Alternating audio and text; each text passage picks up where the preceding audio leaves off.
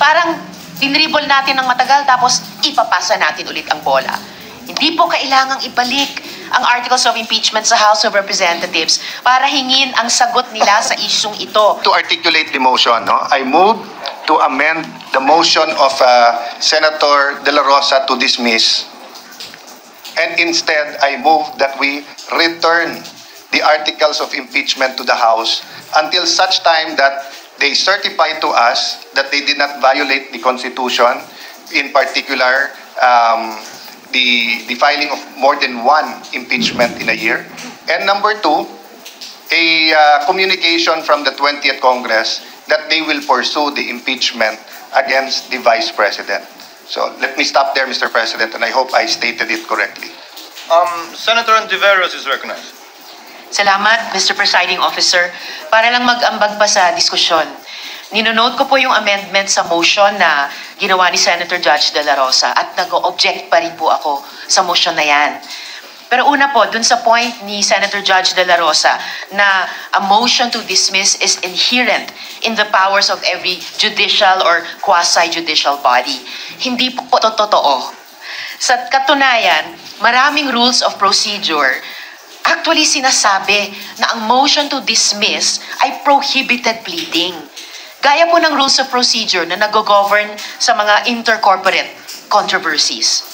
At kahit pa po kung kailan sila pinapayagan, kung kailan pinapayagan yung motion to dismiss, a motion to dismiss is a litigious motion at hindi po pwedeng i-grant na hindi binibigyan yung affected party ng pagkakataon na marinig. Hindi lang po yan ang gusto kong puntuhin talaga, Mr. Presiding Officer. The one-year bar rule has already been clarified in the case of Gutierrez versus House of Representatives Committee on Justice, GR number 193459, February 15, 2011, gaya ng kinote din ni Senator Judge Poe. The court explained that multiple impeachment complaints can be filed basta't iisang referral lamang sa Committee on Justice ang ginawa. Hindi po nilalabag yung 1987 Constitution. Gutierrez explains the rationale for this, and I quote, ibang quote po sa quote ni Senator Judge Poe, "It becomes clear that the consideration behind the intended limitation refers to the element of time and not to the number of complaints. The impeachable officer should defend himself in only one impeachment proceeding so that he will not be precluded from performing his official functions and duties. Similarly, Congress should run only one impeachment proceeding so as not to leave it with little time to attend to its main work of lawmaking. The doctrine laid down in Francisco that initiation means filing and referral remains congruent to the rationale of the constitutional provision." At sa ating sirkumstansya, Mr. Presiding Officer, iisa lang ang impeachment case na kasalukuyang dinidinig. At precisely, arguments for or against should not be debated by us alone.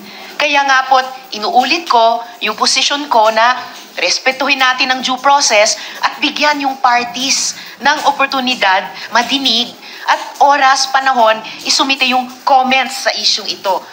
Sa totoo lang po, ang proper pleading ay motion to quash, pero hindi naman po ito ginagawa ng Senator Judge. Ito po ay fina-file ng defense. Pareho sa Estrada, impeachment, at Corona, impeachment, motions to quash were filed by the defense before the impeachment trials. Yung prosecution sa mga kasong iyon ay binigyan ng oportunidad na mag-oppose. At pagkatapos ng lahat ng iyan, ang impeachment courts ay dinismiss yung motions to quash on the basis of presumption of regularity and parliamentary courtesy.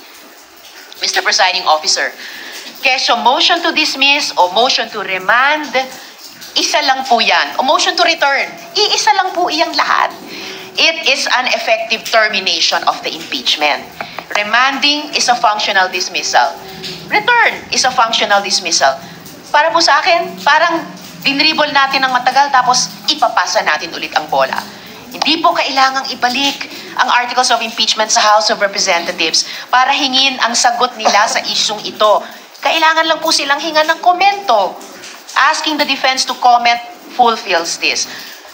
Payagan lang natin sila mag-submit ng compliance. That's it. Salamat po, Mr. Presiding Officer. Before recognizing Senators Bato, Senator Judges Bato, Tolentino, and Gatchalian, Chair would like to respond in the hope of giving clarity to some of the points raised by Senator Judge Ontiveros. The Chair agrees that this is with the point that an order should be made for them to submit compliance. And the Chair views this motion as having that effect. Because as the Chair said earlier, the Presiding Officer said earlier, this will not and does not constitute a dismissal because afterwards, after we settle this issue, and I think Senator Judge Cayetano also clarified that, the same is true with Senator Judge Villanueva, this is in no way a dismissal because we will be issuing summons after this, as stated by the Chair already earlier.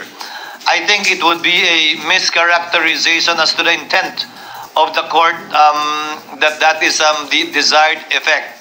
The desired effect or the effect of this would be for orders to be issued to the House of Representatives to comply with the 2 points raised by Senator Cayetano and for